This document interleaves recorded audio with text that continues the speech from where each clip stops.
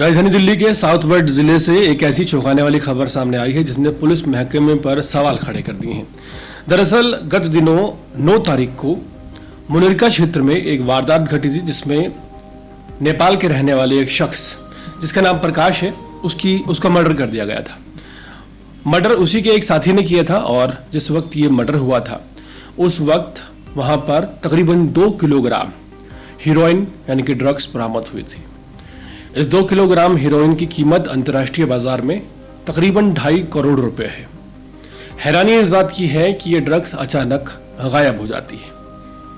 पूरा मामला एसीबी तक पहुंचता है और एसीबी के बाद जब जांच शुरू होती है तो अचानक ये गायब हुई जो ड्रग्स है वो मालखाने पहुंच जाती है। पूरे मामले की गंभीरता को समझते हुए इस पूरे मामले में बीट रेंज के 3 पुलिस अधिकारियों को सस्पेंड कर दिया गया है, निलंबित कर दिया गया है और एसएचओ को जो कि थाना क्षेत्र के पड़ते हैं लाइन हाजिर कर दिया गया है। राजधानी दिल्ली में जिस पुलिस को आए दिन आप ये कहते हुए देखते हैं कि नशा नहीं करना चाहिए, नशे के विरुद्ध कैंपेन चलाए जाते हैं और जागरूकता के लिए तमाम बड़ी बड़ी बातें की जाती हैं, अगर वही पुलिसकर्मी इस तरह की चीज़ों में लिप्त नजर आते हैं तो ये साफ तौर पर नजर आता है कि दिल्ली के अंदर जो ईमानदारी है वो सिर्फ एक कहावत बनकर रह गई है। खासकर दिल्ली में दिल्ली पुलिस की बात की जाए, पुलिस विभाग में किसी अधिकारी का किसी क्षेत्र में ईमानदार होना बहुत ज़्यादा मायने रखता है। अगर एसएचओ किसी क्षेत्र का ईमानदार होता है तो इससे जनता में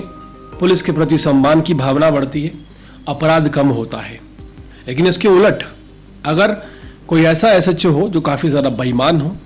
और सबसे रिश्वत लेता हो तो इसका बहुत बुरा प्रभाव समाज पर पड़ता है,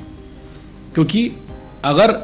रिश्वत ली जाती है, ईमानदारी से काम नहीं किया जाता तो समाज में अराजकता फैलती है, अपराध फैलता है और साथ ही साथ जनता का विश्वास पुलिस जैसे एक खास महकमे पर टूटता हुआ नजर आता है।